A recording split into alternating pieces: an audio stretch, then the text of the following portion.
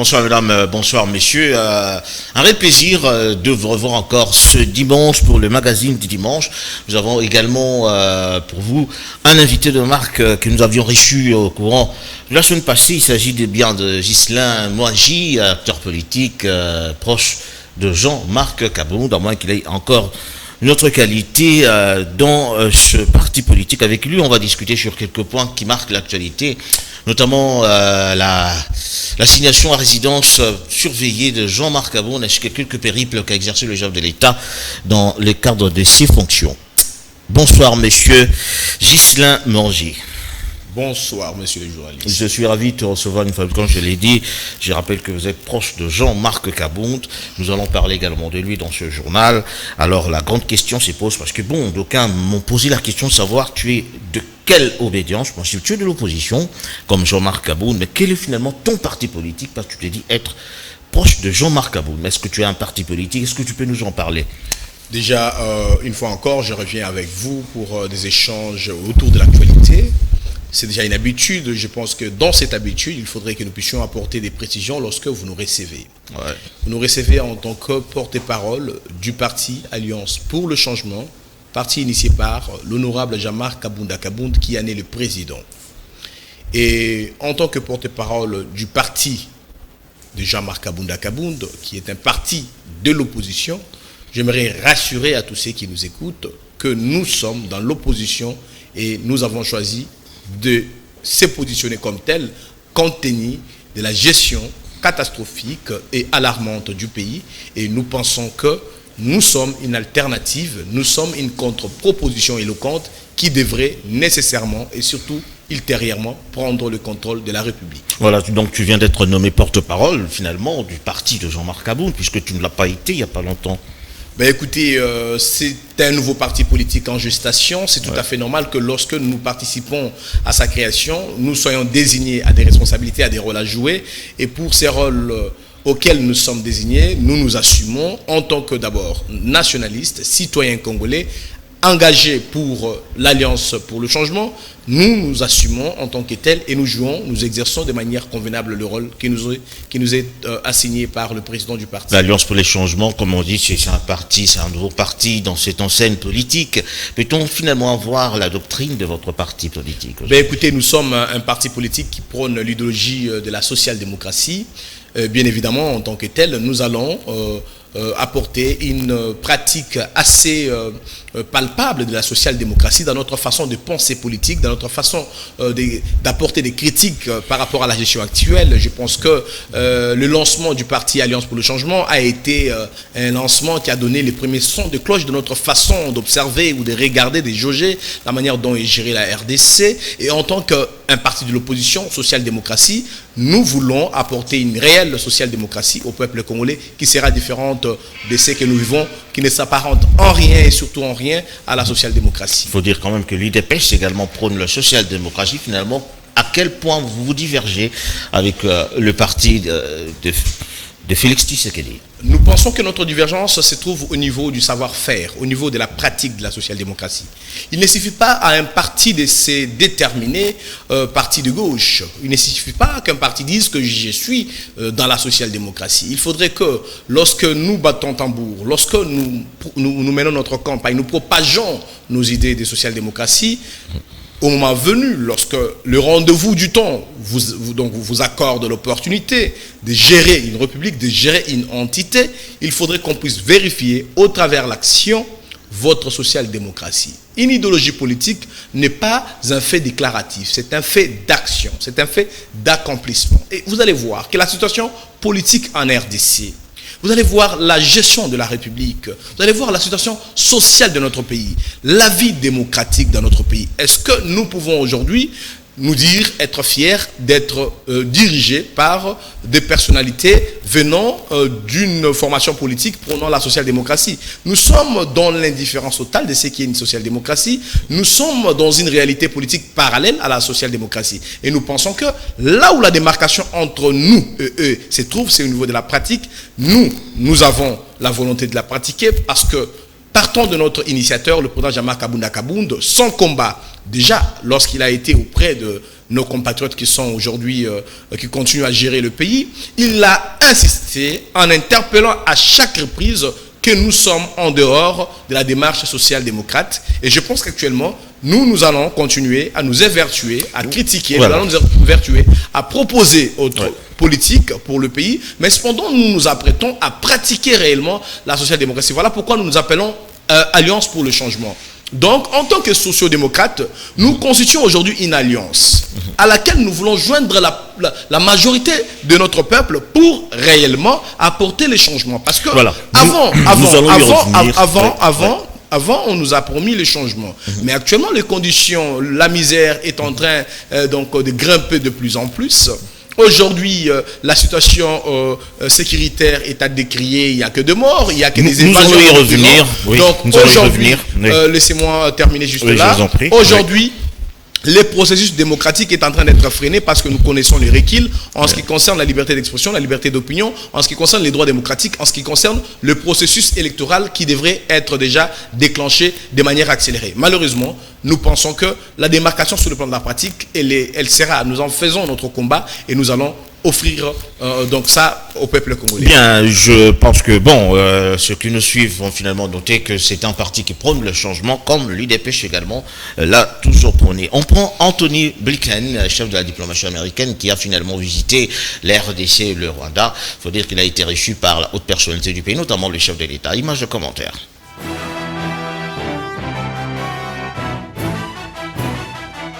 C'est une visite d'État aux grands enjeux, presque une révisitation de relations diplomatiques entre la République démocratique du Congo et les États-Unis d'Amérique. Anthony Blinken, accueilli à l'aéroport international de Njili ce mardi par le vice-premier ministre des Affaires étrangères, a de suite été conduit au nouveau palais présidentiel de Mongalema pour un entretien en bilatéral avec le président de la République, Félix Antoine Tshisekedi. Le secrétaire d'État américain a, face au président congolais, affiché clairement la volonté de Washington de raffermir davantage la coopération avec Kinshasa dans le domaine de la défense et de la sécurité, de l'économie et des finances, de l'exploitation des ressources naturelles, de l'environnement et des mines.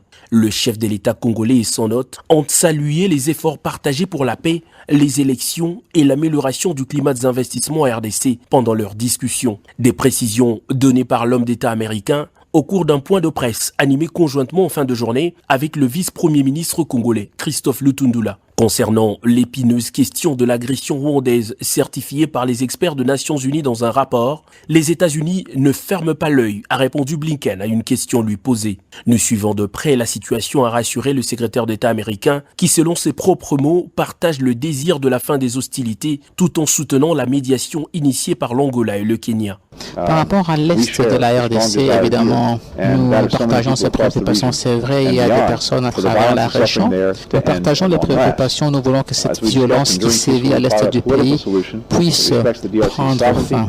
Nous respectons la souveraineté de la RDC ainsi que son intégrité territoriale. Une position claire que Blinken promet de capitaliser dans ses discussions avec les autorités de Kigali après son séjour de Kinshasa. Respectueux de la souveraineté des États, les États-Unis, par son secrétaire d'État, rassurent de sa volonté de ne pas entretenir une relation unilatérale, mais de travailler aux côtés de la République démocratique du Congo pour renforcer sa démocratie.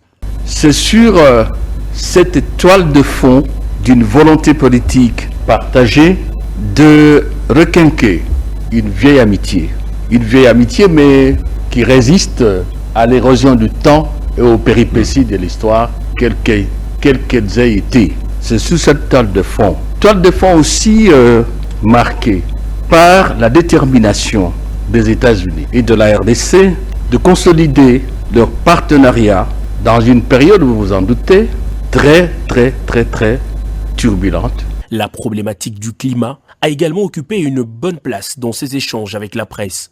Non, la RDC ne vend pas son patrimoine et veille à la protection de l'écosystème pour le bien de l'homme, a répondu Christophe Lutundula à la question sur les conséquences directes de l'exploitation des blocs gaziers de la RDC, dont les appels d'offres ont été récemment lancés. Le président de la République démocratique du Congo, Félix Antoine Tshisekedi, a donné son accord ce jour pour la mise en place d'un groupe de travail avec les États-Unis pour veiller à à ce que cette exploitation soit faite dans les normes.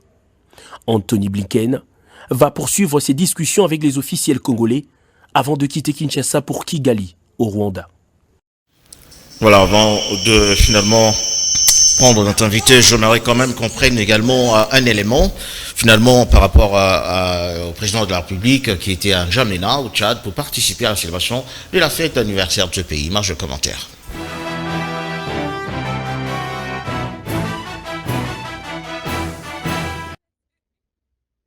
Les grandes voies publiques de N'Djamena aux couleurs nationales.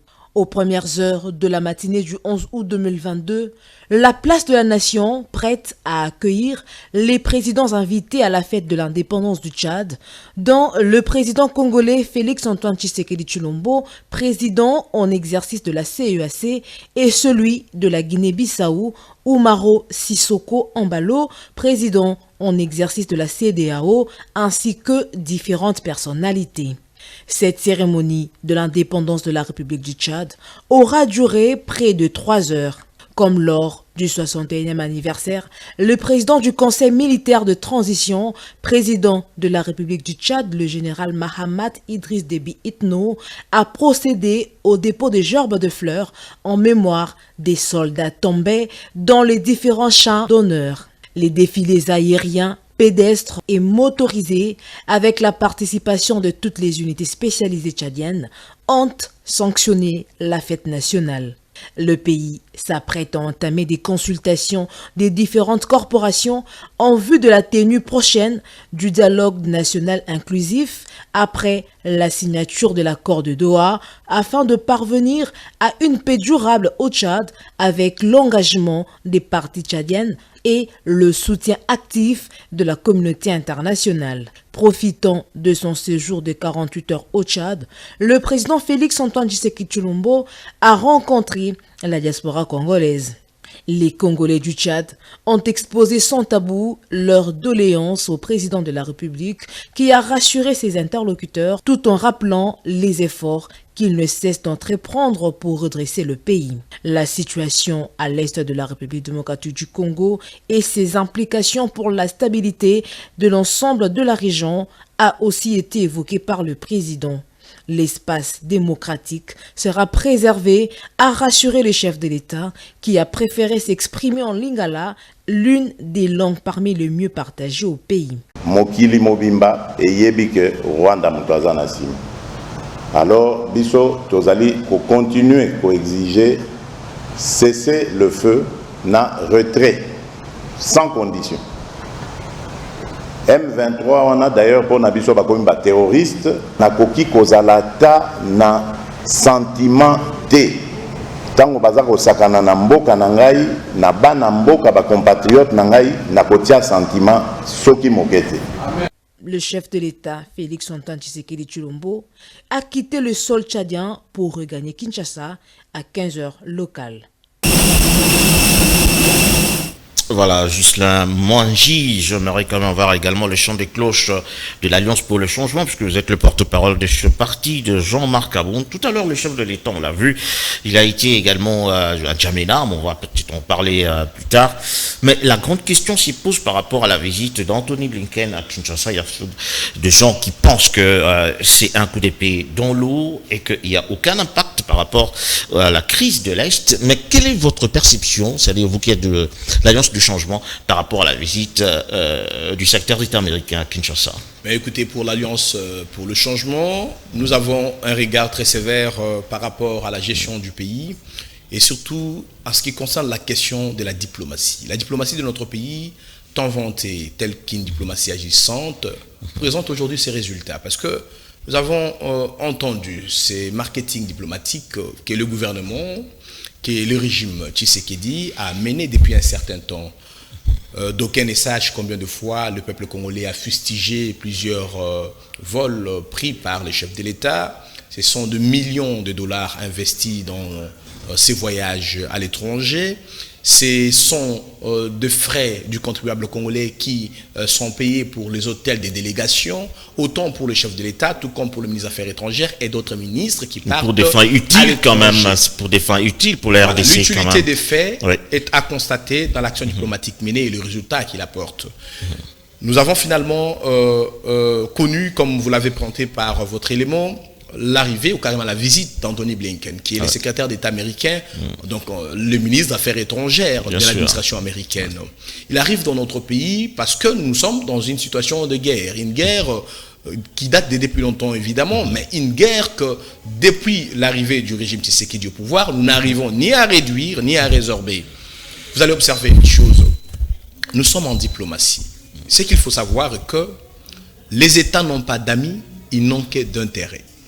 Si nous parlons de la relation bilatérale entre RDC et États-Unis d'Amérique, nous devons voir que les États-Unis visent leurs intérêts et la RDC devrait aussi viser les siens. Malheureusement, pour le gouvernement congolais, c'est tout à fait normal que l'on fasse visiter ou qu'on réserve un accueil chaleureux à un invité des marques comme le secrétaire d'État américain, tout à fait confortable qu'on le reçoive dans un nouveau palais présidentiel. Mais est-ce que le Congo où il a foulé les pieds est dans le même état que le palais présidentiel? Est-ce que Bunagana peut être fréquenté par l'autorité qui dirige la RDC? Est-ce que le gouvernement congolais peut envoyer des officiels dans une mission à Bunagana? Est-ce que l'armée congolaise, parce que je vous rappelle que nous sommes en train d'aller à des mois et à des prorogations d'état des sièges, mais pour des résultats qui sont aujourd'hui discutables, pour ne pas dire médiocres.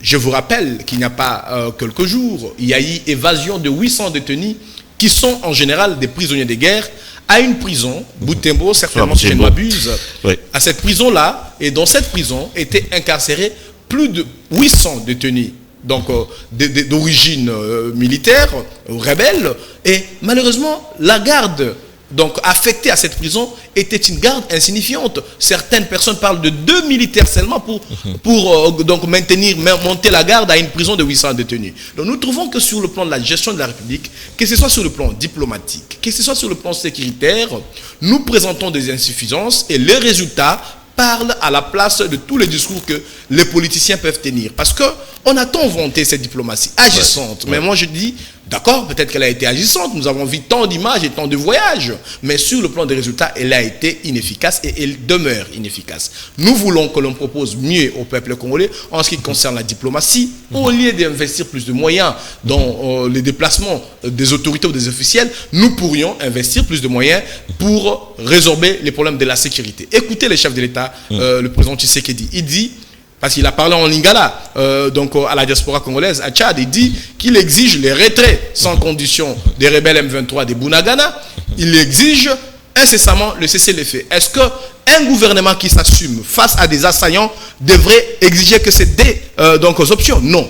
Un gouvernement responsable, un président responsable doit armer donc ces militaires, il doit les équiper. C'est que si je comprends bien, vous prenez l'option de la guerre, vous aussi maintenant, parce que vous êtes aujourd'hui dans les camps du changement. Écoutez, vous prenez la guerre les principes d'hégémonie mondiale, les principes des rapports de force entre États, entre entités, il est simple. Si vis pacem parabellum. C'est en latin, cela veut dire celui qui veut la paix prépare la guerre.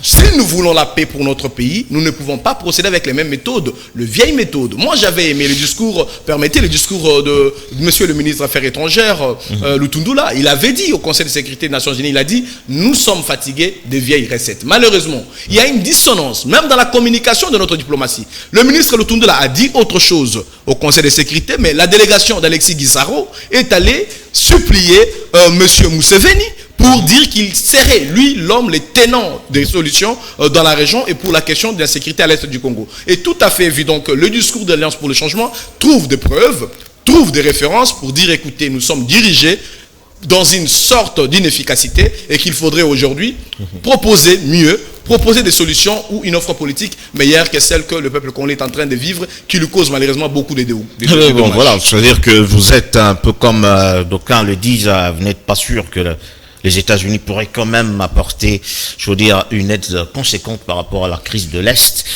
c'est pas ça la question. La grande question, c'est que c'est pas ça la question. Parce que bon, par rapport aux États-Unis, je vous ai parlé des intérêts des États. Les États-Unis ont des intérêts au Rwanda.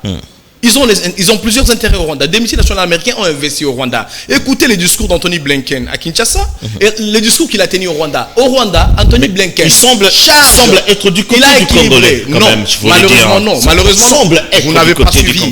Au Rwanda, Anthony Blinken a chargé la RDC. Anthony Blinken a équilibré. À Kinshasa, il a essayé de nous charmer. Il nous a fait une diversion diplomatique. Mais lorsqu'il arrive à Kigali, dans la conférence de presse avec le président Kagame, Anthony Blinken démontre qu'il y a dialogue entre Kinshasa et Kigali et il accuse Kinshasa de soutenir les FDLR en même temps qu'il reconnaît que le Rwanda sait soutenir le M23. Mais un pays sous embargo, sous conditionnalité d'importation des armes, d'équipements de guerre, comment peut-il avoir un dispositif efficace ou suffisant pour à la fois armer donc le FARDC et soutenir le FDLR? Si nous sommes incapables de donner à nos militaires des équipements, quand est-ce que nous avons eu assez d'équipements, assez de munitions et des armes pour armer le FDLR? Nous avons été donc snobés par le secrétaire d'État américain et malheureusement le gouvernement congolais va se limiter à archiver son passage et donc nous rediffuser les images de ce qu'ont été leurs échanges, mais par le résultat. Les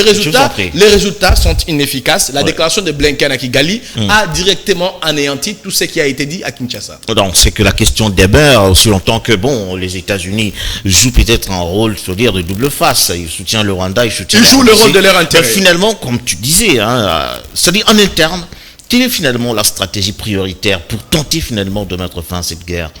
Écoutez, la stratégie prioritaire aujourd'hui, nous sommes en RDC, nous avons élu un président, nous avons un gouvernement qui travaille depuis plus de 4 ans aujourd'hui, nous sommes presque 4 ans, nous n'avons pas de solution. La solution c'est faire partir ces gouvernements, la solution c'est faire partir ces présidents.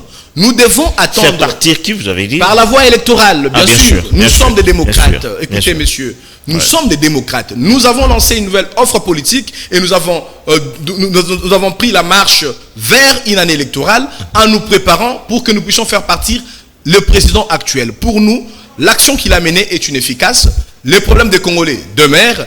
Les conditions misérables de notre population continuent à être les mêmes et nous voulons le changement. Pour que le changement arrive, la solution c'est que le président actuel doit partir pour que l'Alliance pour le changement puisse matérialiser de manière pratique une vision social-démocratique. Très bien. En même temps efficace sur le plan diplomatique et sécuritaire. Voilà, puisque nous parlons de l'Est de la République, nous prenons également cet élément qui parle de la construction de quelques infrastructures par le gouverneur militaire Johnny Luboya. Nous sommes en Ituri, image de commentaire. En Ituri, plusieurs partenaires privés se mobilisent autour du gouverneur Luboya Nkashoma Johnny pour matérialiser la vision du chef de l'État Félix-Antoine Tshisekedi Tshilombo, celle de peuple d'abord. En territoire de Djougou et Mahagi, si la RN27, l'entreprise Maïcha Niamungu est à pied d'œuvre pour la remise en état de cet axe routier poumon économique de l'Ituri. Bunya, chef-lieu de la province de l'Ituri, est un vaste chantier où 11 km de sa voirie est en cours d'asphaltage par l'entreprise Africas.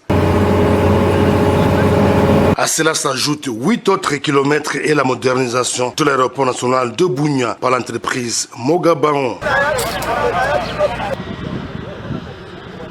Le gouverneur militaire, le lieutenant-général Luboya Nkashoma Johnny, mène une élite sans merci, en vue de rendre praticables tous les réseaux routiers de la province grâce à son lobbying. Sa promesse faite à la population de Mambasa lors de son itinérance, c'est la réhabilitation de l'axe routier Mambasa-Badengaïdo dans un état de dégradation très avancé, sera bel et bien réhabilité par la société chinoise Kimia Mining. La parole du gouverneur est faite chère et Meteza, directeur général de cette entreprise, par le biais de son responsable local, a présenté ce week-end à l'administrateur policier de Mambasa le matériel pour le début de ces travaux.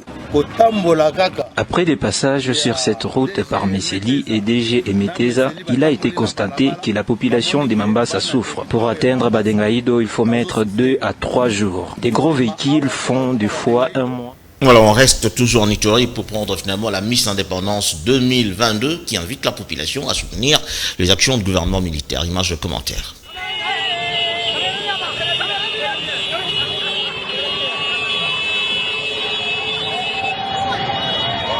Symbole d'une jeunesse consciente et engagée pour le retour de la paix en Ituri, la Miss Indépendance 2022, Karine Roussoké, impulsée par les gouverneurs militaires de l'Ituri, le lieutenant-général Luboya Kashamadjoni, a foulé les sols de Kassenyi, sa terre natale, ce samedi 6 août, où elle a prêché la paix. On peut se battre pour toucher qui flotte, qu'on s'assoit dans notre vie, mais comme hakuna amani, hakuna maendeleo. Et là, je salue son Excellence, Monsieur le gouverneur de la province de l'Ituri, de rétablir la paix pour la province de l'Ituri, mais aussi pour contribuer au développement de la province de l'Ituri. Il faut qu'il y ait une pacifier pour être amani, na kutia mungini yendele, c'est double travail. Alors, vous et moi, qui venez ici tout à fait, c'est seulement l'accompagner, les faire confiance. Il y a comment tout ça ainsi? Il n'est pas parfait. Alors, je vois ça pour ça parfait. Je dois faire qui n'a qui venir ici tout à fait non. Mais avec votre accompagnement, votre encouragement, moi je pense que non, la province de l'Ituri va bientôt retrouver sa paix. À l'occasion, le chef du secteur de Bahema Sud a de vive voix félicité les gouverneurs militaires qui ne cessent de marquer les Ituriens par son sens élevé du leadership. Monsieur le gouverneur de la province de Ituri, à qui nous disons encore un grand merci, que nous lui jetons de fleurs. Et si... Voilà, en quelques secondes, Gisela Mwangi, je vous ai fait voir finalement l'Ituri avec toutes les péripéties de la guerre, mais avec la volonté, je veux dire, ferme du gouverneur militaire d'apporter quand même, je veux dire, pas un souffle de soulagement, bien sûr, mais également une main constructrice, c'est-à-dire on fait des routes, et on a même vu la Miss Indépendance 2023 qui soutient finalement ce gouvernement. Mais la question c'est, la population semble être désemparée malgré tous les efforts que fournit le gouvernement actuel. Est-ce que vous pensez que la bonne volonté du gouverneur militaire suffit pour finalement ramener la paix dans cette partie de la République? Ben écoutez, nous venons d'évoquer les chapitres sécuritaires et nous avons déploré l'inefficacité des initiatives prises par le gouvernement jusqu'à ces jours. Je pense que les initiatives prises par le gouverneur militaire sortent du cadre d'abord du domaine du gouvernement central. Ça, c'est au niveau du gouvernement provincial. Et je vous rappelle que nous sommes dans une république qui est décentralisée. Les initiatives au niveau provincial ne sont pas des initiatives de ceux qui sont au gouvernement central. Alors, ils ne peuvent pas raccorder quelque chose pour en bénéficier, donc une certaine reconnaissance, soit de la population, soit de nous qui sommes acteurs politiques, nous qui sommes les challengers. Mais tout à fait anodin. Il faut qu'on se pose des questions. Est-ce qu'il existe dans ce pays, il a existé plutôt dans ce pays des projets de réhabilitation des routes d'intérêt national? Est-ce qu'il a existé dans ce pays des projets qu'on a appelés des projets Chile-Gelou? Est-ce qu'il a existé dans ce pays des millions de dollars investis dans le cadre du programme de 100 jours pour réhabiliter les routes à Kinshasa et partout en République démocratique du Congo? Nous sommes déjà au-delà de 100 jours. Bien sûr que nous avons eu un feuilleton pour justifier le fait que des millions ont disparu, mais nous n'avons pas vu réparation, nous n'avons pas vu matérialisation de tous ces projets. Ça veut dire que la République est perdante à ces niveaux et les militaires sont en train de venir juste à rescousse. Si vous voyez sur les images, ce sont des engins de fortune, ce sont des travaux de dépannage, ce ne sont pas des travaux pour des routes durables, ce ne sont même pas des routes bitumées. Et bientôt là, ça sera la saison comme du vernis, on dit. Ouais, voilà, ce sont des petits travaux juste pour que le véhicule puisse passer. Oui. Et bientôt là, il y aura la saison des pluies et en Ituri, il n'y aura pas de travaux d'intérêt public, il n'y aura pas l'OVD qui a travaillé, il n'y aura pas tous les grands projets que nous avons entendus, Chile Gelou 100 jours, en train de réaliser des routes. Et malheureusement, la population va souffrir. C'est encore là l'inefficacité, mais le gouvernement militaire essaie de faire quelque chose pour que la province n'ait pas de difficultés routières. On va prendre finalement notre chapitre, parce que là, je vous ai dit que tu es les porte-parole quand même de l'Alliance pour le changement. Je demandais comment la réaction du balancer l'image de Jean-Marc Abound, qui est aujourd'hui assigné à résidence surveillée. Ça, il faut le dire, il faut le reconnaître. Vous êtes son porte-parole, parce que c'est lui le président de votre parti. Finalement, la population s'étonne finalement de toutes ces manœuvres. Qu'est-ce qui est caché derrière toutes ces manœuvres judiciaires par rapport à Jean-Marc Abound? Ben écoutez, nous l'avons dénoncé plus d'une fois. Jean-Marc Abound est victime d'un acharnement politique qui s'est traduit par des pratiques malveillantes et antidémocratiques qui sont l'instrumentalisation de la justice et l'instrumentalisation du bureau de l'Assemblée nationale. Si on peut aussi ajouter l'instrumentalisation des services de l'État, les services de sécurité. le procès, ou carrément le dossier Jean-Marc Kabounda Kabound est un dossier vide, mais par acharnement politique, on est en train de lui chercher des noms. On se retrouve dans un cas de confusion entre les dispositions de droit applicables dans le cadre du droit commun et les dispositions de droit applicables dans le cadre de droit des institutions et droit constitutionnel. Vous comprendrez une chose. La liberté d'expression, garantie par l'article 23 de la Constitution, est une garantie pour le droit commun. Ouais. Mais les constitutions congolais élargissent des garanties pour les droits politiques et droits des institutions. Et surtout pour le droit des parlementaires. Au niveau de l'article 107 de la Constitution, il est clairement dit qu'aucun parlementaire ne peut faire l'objet de poursuites judiciaires en raison d'opinions exprimées par lui ou de votes exprimés pendant l'exercice de ses fonctions. Et il y a un débat que les gens essaient un peu d'alimenter, malheureusement par cette lettre donc hasardeuse du président Bosso, dans laquelle il interprète à sa façon la disposition 107, soi-disant que les immunités parlementaires sont actives que pendant les travaux au sein de l'hémicycle, ce qui est faux et archi-faux.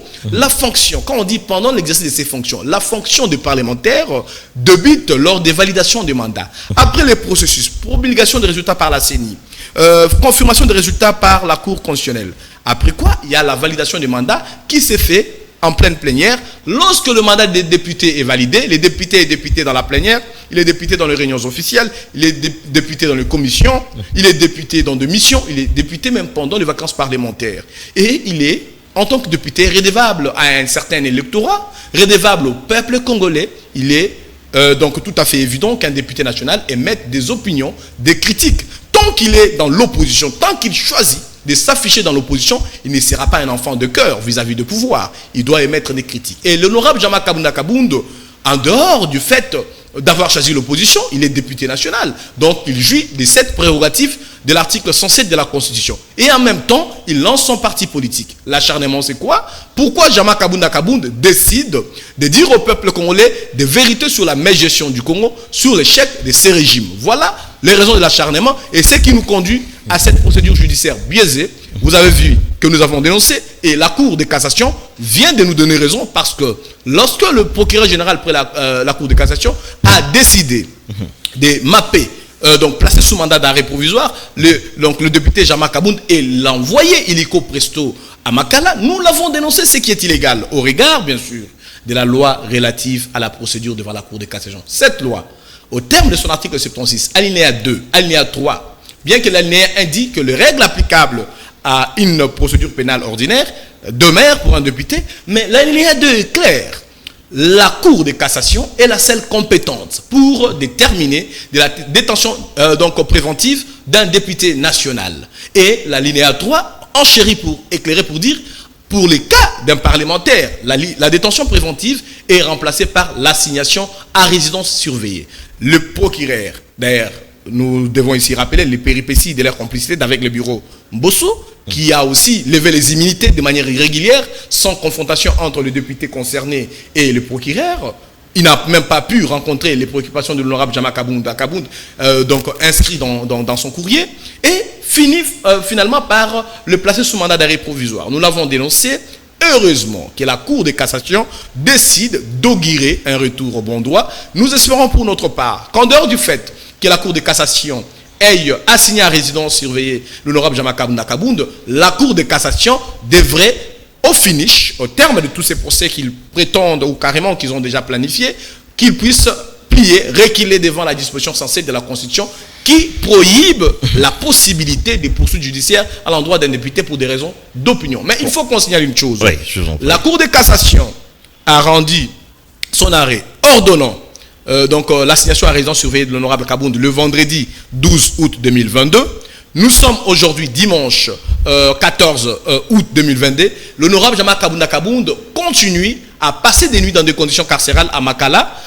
Pourquoi? Parce que l'officier du ministère public qui instruisait le dossier avait décidé de sa façon d'alterner, de lanterner plutôt l'exécution. Parce que lorsque l'ordonnance a été rendue par la Cour, le greffier de l'ordonnance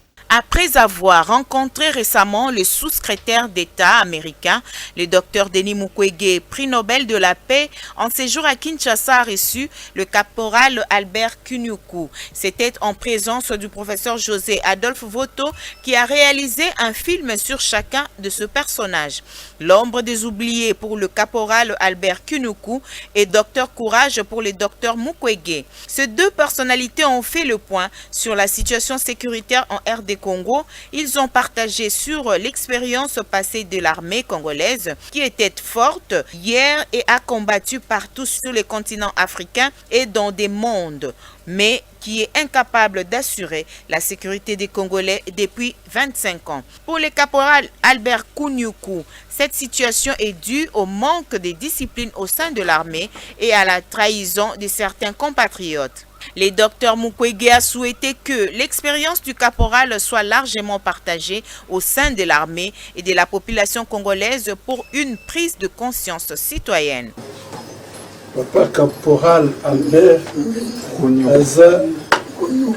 Kunyuku, Aza, icône, Tabiso. Bon, papa Albert, merci beaucoup. Merci. Merci. Le professeur Voto s'est dit heureux d'avoir fait rencontrer deux hautes personnalités non politiques, mais qui ont marqué l'histoire de la RD Congo. Le caporal Kunyuku, il faut dire quand même qu'il a été félicité même par le roi des Belges. Il a été reçu finalement par Denis Mukwege, prix Nobel de la paix. Finalement, une inspiration pour l'armée congolaise qui aujourd'hui semble battre de l'aile à l'est de la République. Ben écoutez, il faut avoir du respect pour les hommes en uniforme, nos militaires, et surtout quand nous parlons du vétéran, vous l'appelez capitaine... Caporal Kunyuku. Caporal voilà. Kunyuku. Voilà. Alors, avec tout le respect que je lui dois et sa vaillance, sa dextérité dans le rang des hommes en uniforme, j'aimerais ici souligner une chose. Les honneurs qu'on lui a donnés jusqu'à présent ne sont pas proportionnels à ce qu'il représente pour la République. Nous avons vu le roi de Belge venir, le décorer et consorts, mais demander à cet ancien officier militaire quelles sont ses conditions de vie. Nous avons vu plusieurs chroniqueurs nous montrer comment les anciens combattants vivent, parce qu'il ne faut pas que le voir lui, il n'est pas le seul, même s'il est de la dernière génération, mais les anciens combattants congolais vivent comment? Quelles sont les conditions? Si déjà nos militaires qui sont au front sont en train de fâcher, lorsque déjà ceux qui sont au front n'ont pas des efforts de guerre en temps réel, ceux qui sont en train de sécuriser nos villes et nos provinces, nos frontières ne sont pas bien encadrés. À combien plus forte raison, les anciens combattants, je vous dis que malheureusement, le docteur Mukwege est aussi dans une posture propagandiste. Il est dans une sorte de propagande pour lui, son image. Déjà, il y a une forte propagande qui a été faite autour du docteur Mukwege, en ce que l'on a appelé réparateur des femmes, à ce qu'on l'appelle tout ça. Mais aujourd'hui, vous voyez qu'il est en train de faire le parcours. Il voit des personnalités importantes avec beaucoup de visibilité. Clairement, nous ne pouvons pas lui refuser ses ambitions pour la présidentielle 2023. Nous, du côté de l'Alliance... Vous lui prêtez des intentions finalement. Nous, côté de l'Alliance pour le changement, nous apportons une nouvelle offre politique. Nous avons mené un combat à travers notre leader et nous voulons que notre leader soit relaxé, acquitté, soit mis dans les conditions, dans les conditions qu'il faut pour qu'il puisse apporter au peuple congolais le meilleur changement, le véritable changement et le bonheur qu'il faut. Là, nous espérons, et nous allons le faire, que nos militaires soient bien traités, que les vaillants militaires ne soient pas seulement sujets à des propagandes, mais plutôt qu'ils soient honorés de manière convenable. Merci beaucoup. Je rappelle que c'est Maître Ghislain Mangy, porte-parole de l'Alliance pour les changements. Avec lui, on a discuté sur quelques points qui ont tourné autour de Jean-Marc Kabound également, mais également la crise à l'Est. Il y a eu encore d'autres éléments, notamment par rapport à l'eau et à l'électricité en République démocratique du Congo par rapport à la fourniture. Il y a eu également des érosions, il a fallu qu'on en parle également. Mais toutefois, nous remercions Ghislain Mangy d'être venu aujourd'hui. Merci à vous, merci à Canal Kin. Merci beaucoup également à vous, qui nous avez suivis de partout. Dieu voulant, on se retrouve lundi pour le journal. D'ici là, portez-vous bien. Bonsoir.